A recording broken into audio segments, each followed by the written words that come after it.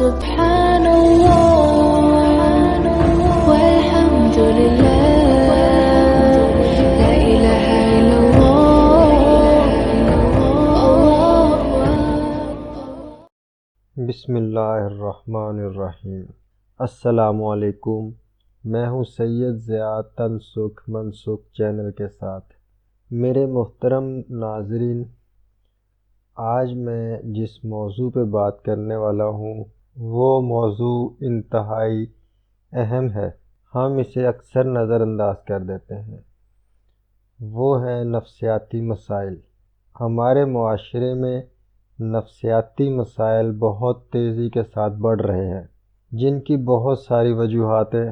ہمارے رویے اور اس کے علاوہ اولاد کی تربیت میں غفلت کرنا، اور میڈیا کا بھی اس میں بہت اہم کردار ہے، جس میں ڈرامے، فلمیں، خوفناک مناظر اور اس کے علاوہ ایسی چیزیں جو انسان کے دل میں لالچ اور حسد پیدا کر دیں، وہ سب شامل ہیں.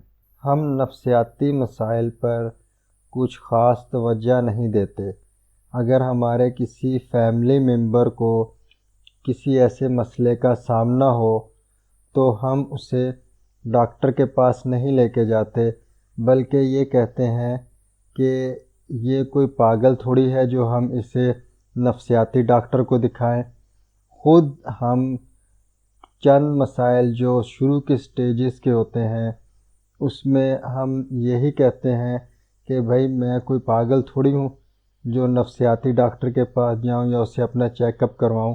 نفسیاتی مسائل کی کچھ سٹیجز ہوتی ہیں، جس میں شروع میں انسان اداس رہتا ہے یا خاموش رہتا ہے یا وہ تنہائی پسند ہو جاتا ہے، اور اس کے علاوہ وہ لوگوں سے ملنا ملانا بند کر دیتا ہے، یا پھر وہ بھوک کی کمی محسوس کرتا ہے، نیند کی کمی محسوس کرتا ہے اور ڈپریشن کا شکار ہو جاتا ہے.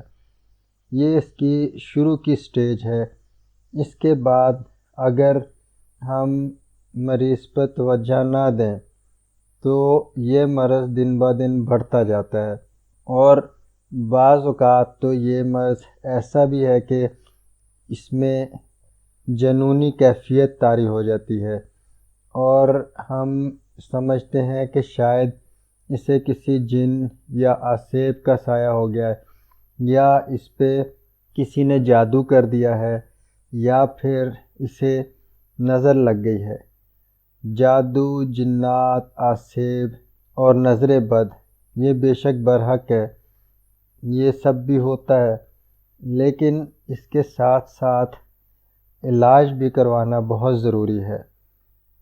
اکثر دیکھنے میں آیا ہے کہ پڑھے لکھے اور سلجھے ہوئے لوگ بھی جب نفسیاتی مسائل کا شکار ہوتے ہیں تو وہ جعلی پیروں اور عاملین کے ہتھے چڑھ جاتے ہیں، اور وہ سمجھتے ہیں کہ شاید ہمارے اوپر کسی نے جادو کروا دیا ہے. اس چیز کا روحانی علاج بھی قرآن اور سنت کی روشنی میں موجود ہے، قرآن اور سنت کے مطابق کیا جا سکتا ہے، لیکن اس کا ڈاکٹری علاج بھی کروانا لازمی ہے. اگر اس کا علاج نہ کروایا جائے تو یہ مرض بہت شدت اختیار کر جاتا ہے، اور اکثر آپ نے خبروں میں یہ بھی سنا ہوگا کہ کسی شخص نے اپنے پورے گھر والوں کو گولی مار کر اس کے بعد خودکشی کر لی. تو یہ انتہائی خطرناک ثابت ہو سکتا ہے، پورے کا پورا خاندان اس سے اجڑ سکتا ہے. اگر ان مسائل کو ہم نظر انداز کریں تو اس کا اولاد کے اوپر بھی بہت اثر پڑتا ہے، بلکہ کچھ چیزیں ایسی ہیں جو بعد میں اولاد میں بھی منتقل ہو جاتی ہیں.